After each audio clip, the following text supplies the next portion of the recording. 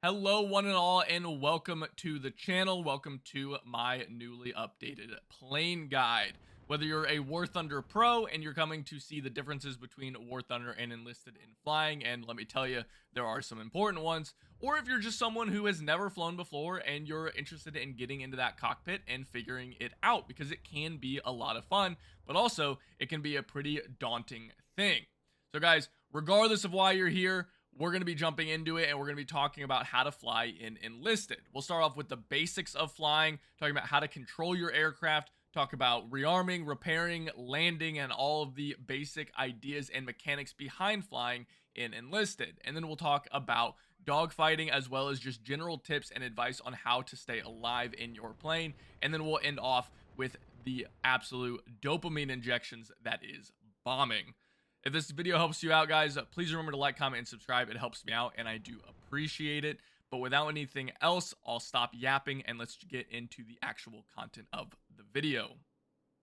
Now, before you guys spawn your plane, make sure you go to the menu and you check out exactly what your plane is capable of. Look at its stats. Is it a fast plane? Is it a slow plane? Does it have a lot of bombs? What kind of bombs does it have? Does it have rockets on it? What's the firepower of those rockets themselves? Are they smaller rockets like the M8 rockets on the P-38? Or are they bigger rockets like the HVARs that can absolutely nuke enemy objectives?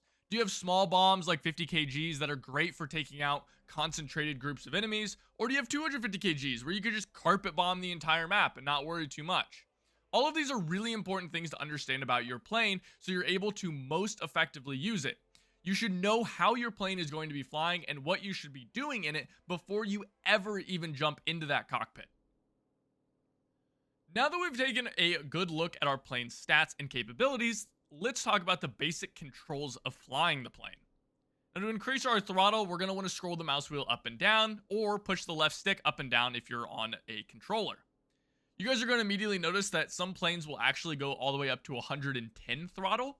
Don't worry too much about this. This is what's called WEP, or War Emergency Power, and it's essentially extra power that pilots could give to their planes to make them go a little bit further than intended during combat.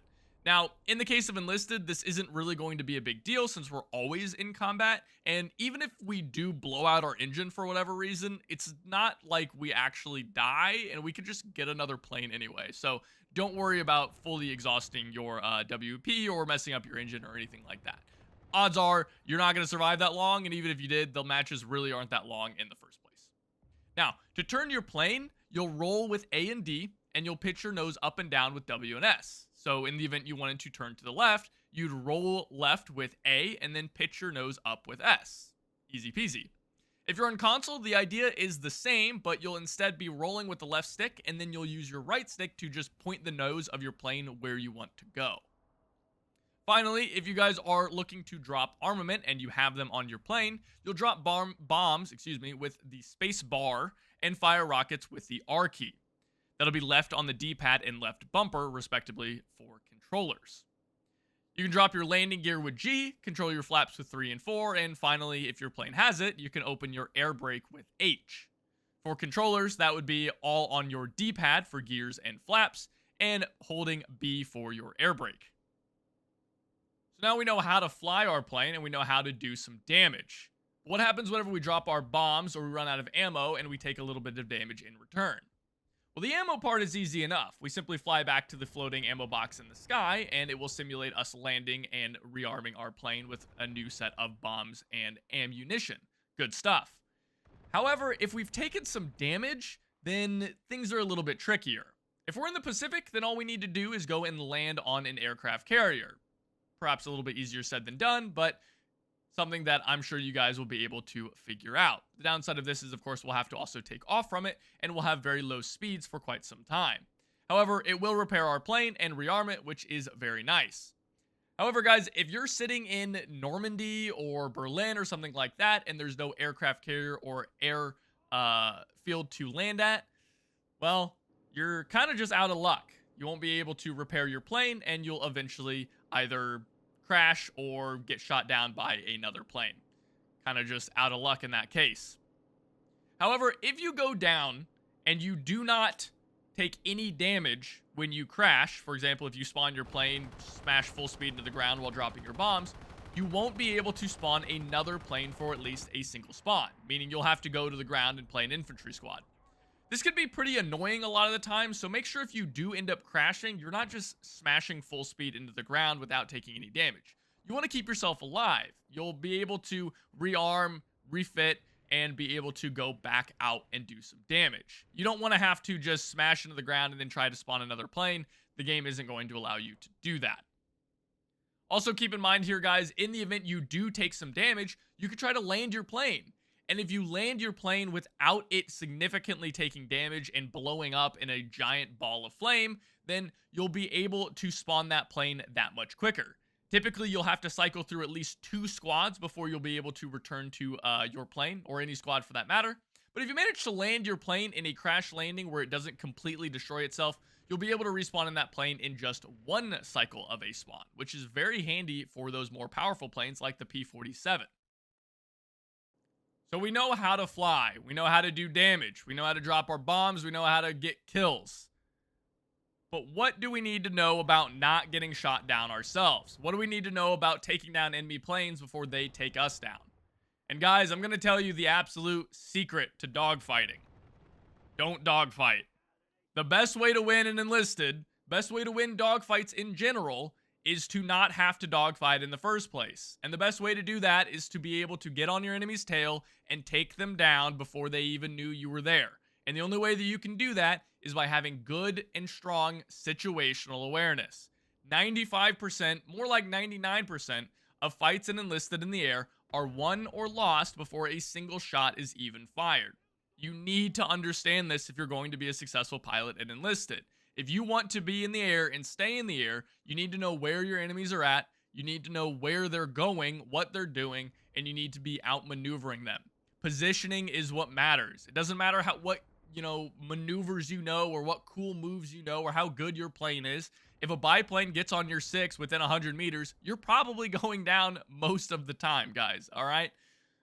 This is just a reality. So every time you're flying in, you need to be looking for enemy planes. You need to be paying attention. Check the kill feed. If you see HVARs in the kill feed, then you know, hey, there's an enemy P-47 in the air. If you're in the spawn screen and you see an enemy plane fly over, dropping bombs and killing your team, then you know where they're at, and you can use that to your advantage to get on the enemy tail. Once you're there, the enemy's not going to be able to really get you off of them.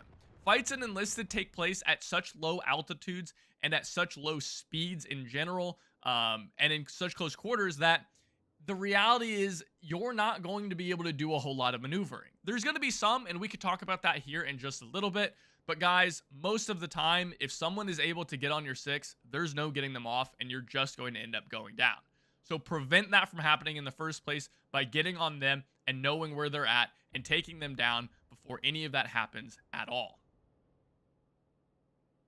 Now I want to introduce to you guys, very briefly at least, the concept of energy in dogfighting. Now energy is, very simply put, the amount of speed that your plane either currently has right now or is able to get in a very short amount of time. If you're flying at, I don't know, let's say 500 miles per hour and you're 1,000 meters in the air, then you've got a lot more energy than someone going faster than you but is down at ground level. Now the reason for this is because you can just dive down and you'll gain a lot of speed and give yourself a big advantage in the dogfight. When you're fighting, guys, energy is absolutely everything, and you should always make sure to have an energy advantage over any opponent that you go to engage. And this ties directly into my point earlier about positioning. If you're in a fighter, don't dive down to the objective at ground level and then try to spot enemies down there. Climb up and above them and then dive down onto them, giving yourself a massive speed advantage while they're very slow and easy targets. And always be on the lookout for enemies who are bombing the objective and then turn and burn away all of their speed as they turn to rearm. That's when they're the most vulnerable, and it's the best time to go and hit them and strike. This is especially important for American planes that thrive when they're able to dive down onto enemies and then climb away out of reach. Most of Enlisted's aerial combat takes place at incredibly low altitudes, so even the smallest, tiniest energy advantage over your opponent is going to translate into a massive boost over them. Understanding this and understanding how energy and speed work together is absolutely crucial to winning more engagements in Enlisted and dominating your enemies in the skies. Now, my final general tip for flying, guys, is this, at least before we start getting into the specifics of bombing. Do what your plane does best. If your plane is a fighter, then go after enemy bombers and enemy attack planes. Don't go strafing the ground with a bunch of 50 cals. You're not going to do that much. Now, if there's no enemy planes up, then sure, go try to do some damage on the ground. But generally speaking, I see way too many pilots out there who spawn in a Hurricane or a Spitfire or something like that with no real anti-ground capabilities, and they're flying around strafing enemy ground targets rather than taking down the enemy plane that is bombing our team in a smithereens. Don't be that guy. If you're in a Ju-87, don't waste a bunch of time trying to take down an enemy plane when you could be spending that time bombing enemy tanks. Do what your plane is built for. That's why they were built for that, so they should do that thing, right? Now, some planes are dual purpose and they can do a lot of different things and wear a lot of different hats. And in those cases, I would say to focus on one at a time. What I kind of mean by this is if you're flying, say, a P-47 and you've got a 500-pound bomb strapped to the bottom of your plane, don't try to run off and duel enemy planes. Drop that bomb, lighten your load, and then go to engage the enemy plane. Because your plane is going to have a significant disadvantage against an enemy if you have a 500-pound bomb strapped to the bottom of your plane. Hopefully that makes sense to you guys. If it does, you might have a better understanding of energy than you did when you started the video. The point here, guys, is again, focus on what you're good at. We talked about this earlier, and I'm going to talk about it again because it is such an important part of flying in Enlisted. And now let's talk about actually doing bombs. Let's talk about the dopamine injections that is doing big bombing runs and getting lots of kills from it. And the first thing, of course, we're going to have to ask ourselves is where do we drop the bombs themselves, right? It doesn't matter, you know, how big our bombs are if we're dropping them 30 miles away from where the nearest person is, right? We need to be dropping them accurately and we need to be dropping them in the right places. So that, of course, brings up the question, where do we drop them? And guys, that's a hard thing to answer. That's the $1,000,000 question. If we can answer that consistently, then we're going to be doing pretty well for ourselves and our planes. Now, of course, marks on the map are always a good option. If you see your teammates have dropped some marks, it's probably a decent bet, although probably not the best one, to drop a pair of bombs there and hopefully get yourself some kills. But again, you got to keep in mind, a lot of the times people are doing things like they'll bind mark to their shoot button. So then, they shoot a bunch of enemies and now there's a bunch of marks there, but there's no enemies because they're all dead. Sometimes people just drop marks and they're not great marks. They're on, like 1 or 2 guys. So when you're bombing places, even if there's a mark there, just use your brain a little bit, right? We want to use our head. We want to be smart when we drop our bombs because, again, we don't want to drop our bombs and then have to go all the way back to the rearm location. And like I mentioned before, dropping our bombs is very dangerous. It's the most vulnerable time that we have. So if we're going to do it, we're going to do it right, and we want to get the most out of it as possible. And so, again, we want to use our heads when we're dropping our bombs. Good places to look for. Of course, if you're on the ground, then you can scout these places out for yourself. A lot of the times, I'll actually play as infantry for a little bit. I'll run around on the ground, try to find out where the enemies are coming from, and then I'll spawn as a plane in my next life, try to drop bombs in those various areas where I noticed there was a lot of enemies coming from. If you have a good, solid teammate that is putting consistent marks down, maybe calling them out in Discord. If you've joined my community Discord, you can always find players like this to play with. The link for that's in the description below. I bet you didn't expect such a great plug right there. And then finally, guys, relying on yourself. Okay, it's unbelievable how much damage you can do by just scouting stuff yourself. Look for muzzle flashes from enemy tanks. Look for tracers from enemies. Machine gun fire, big flashes across the map is such an amazing way to find enemy targets. Who would have thought that those tracers that help you hit stuff are also great for people hitting you? Okay, if you see a muzzle flash, drop a bunch of marks, look in that general direction, and just start hitting V, and more likely than not, you're going to hit the enemy tank that's there, and you're going to give yourself a fantastic target to hit. And on top of that, every time you're going in for a bombing run, just drop a couple marks towards where the enemy is going to be spawning enemy vehicles, and maybe you'll hit a tank. I can't tell you guys how many times I've just put down a couple marks that I think were, I think a tank might be in that general location, and I end up getting a mark, and I just immediately drop a bomb on their head, okay? It is incredibly effective to drop those marks while you're flying because they have a bigger AoE for hitting enemy vehicles and enemy tanks than they would otherwise. So always, always, always be spamming those marks as you're flying over the locations and where you think enemies might be, because who knows? You might get a good hit and you might get a good kill. Now all that's left is that we have to drop our bombs accurately, so that'll be it for this video. No, I'm kidding. Of course, this is the hardest part. There's two main ways of dropping bombs, guys. You can either do glide bombing, and you can do dive bombing. Now, glide bombing is approaching at a very shallow angle, and you want to drop your bombs as you just kind of glide over the enemies. Typically speaking, glide bombing is a lot easier to do, and it's what a lot of new players are most comfortable with. And it makes sense. You don't have to worry about kissing the ground with your propeller and blowing yourself to smithereens, but also at the same time, it's much less accurate than a full-on dive bomb. And on top of all of that, your energy use is going to be a lot more inefficient compared to a dive bomb. And you're going to be a lot more exposed to both ground, anti-air, and enemy pilots that are hunting you. Dive bombing, on the other hand, is much harder to pull off well, but is also significantly more accurate. To dive bomb, you're going to want to push your nose down into a really steep angle and a steep dive, somewhere close to maybe 60 or more degrees, and also activate your air brakes if you've got them. Then, once you're close, you want to release your bombs and pull up and out of the dive and turn all of that speed you just generated back into altitude and then climb away from the battle to rearm. The obvious danger here is being unable to pull out of the dive because you release your bombs too late and then you end up turning yourself into a cruise missile. We don't really want that. Or maybe we do. Maybe you're a psycho. Additionally, you have to make sure to not drop your bombs too early, since if you don't have enough speed, they're going to veer off course and you won't be accurate at all. Both methods of bombing here are useful, but also consider your plane. Something like a P-47 is actually going to do a lot better with glide bombing since it's so heavy, and it'll be able to not have as much of an impact on inefficiencies in terms of its energy because it has very good energy retention. While on the other hand, a Ju-87 is the textbook dive bomber. Regardless of what you guys are doing, make sure to keep at it, and make sure to always try it out in the practice range if you find yourself struggling. It's going to take some time to build up that muscle memory for bombing accurately, but once you guys do, it'll be so much fun, and you guys will be an absolute menace in the air. Now, outside of bombs and rockets, we of course also have our main cannons and guns on our planes. However, strafing ground targets with these is incredibly difficult, and more often than not, really not a good use of your time. If you're flying something like the Focke-Wulfs or the Bf-110, things that have very big cannons on them, then it can be a very effective way of getting a couple kills, at least if you have some good marks. But typically speaking, enemy infantry just don't group up enough to really make this a very effective tactic most of the time. But there's nothing wrong with spraying at some ground targets as you fly in to then drop bombs and rockets as you fly away.